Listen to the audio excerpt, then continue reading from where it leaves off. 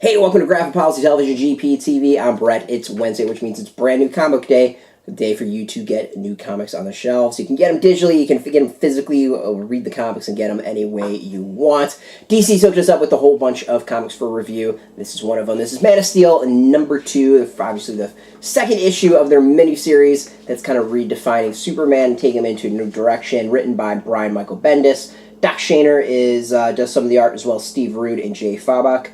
We got Alex Sinclair does the colors, Josh Reed letterer, Ivan Reis, Joe Prado, Sinclair's covers, Jessica Chen, associate editor, Michael Cotton, editor, Brian Cunningham, group editor. Alright. First issue I was kind of middling about, like, it was okay, didn't quite blow me away. I like the second issue way more than the first. As I said, I have a feeling this is going to be one that's going to read better as a trade than it will as single issues.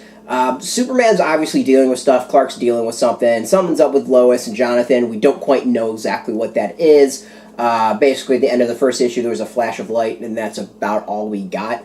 The second issue teases out a little bit, so if you really want to find out what happens to him, you're going to be frustrated. That seems to be the mystery that's going to probably run throughout all 6 issues. But there's some really solid stuff in there. I like Superman's being Superman. He's kind of like a little distant, and he reflects on that. There's some great stuff with him and Toyman, him and Green Lantern, and just him trying to live life as Clark. A lot of people talking about this. This is really kind of setting up, and I would say almost like Brian Michael Bendis' treatise on Superman and what he thinks Superman is. And as far as the character, he nails the character. Clark, Superman, he's got that down pat. The supporting cast, really great. And this issue's got a little bit more action. There's a little bit more to enjoy, at least that I enjoyed, as opposed to the first one. Of course, it's building up towards something. It's a mini-series. No duh that it's building up towards something.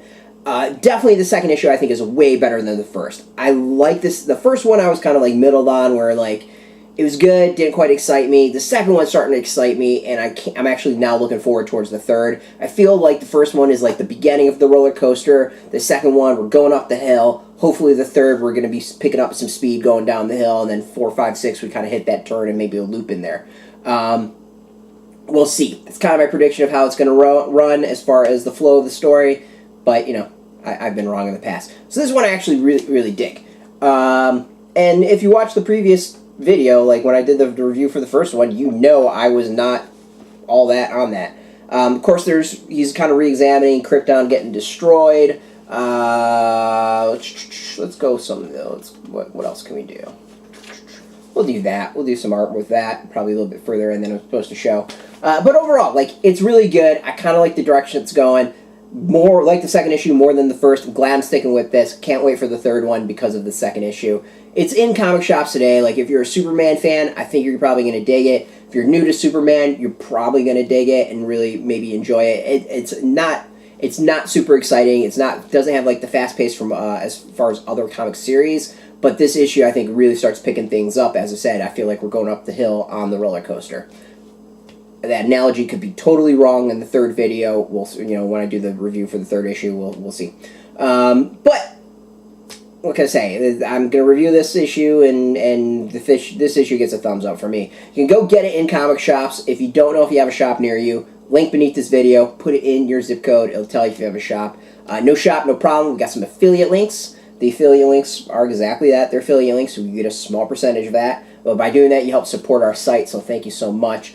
DC's obviously hooking us up with this. I have to thank them, obviously, for the support, as always, and thank you for watching. Now, if you're into DC, if you're into Superman, if you're into comic books, check us out every single day at graphicpolicy.com. We're on Twitter, Facebook, YouTube, Tumblr, all at Graphic Policy, keeping it nice and consistent.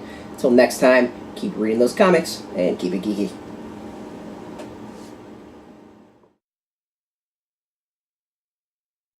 Hey, thanks for watching the previous video from Graphic Policy Television. Just by watching, you help support our site. Thank you so much. Now, if you're watching these videos, you probably care about geeky things like movies, television, comic books, toys, games, video games, you name it. You can go and subscribe right now to our YouTube channel to stay in touch and catch all the new videos, or check out our website at graphicpolicy.com. There's a nice link on this end of the video. But as always, thank you for watching. Keep on rocking and keep it geeky.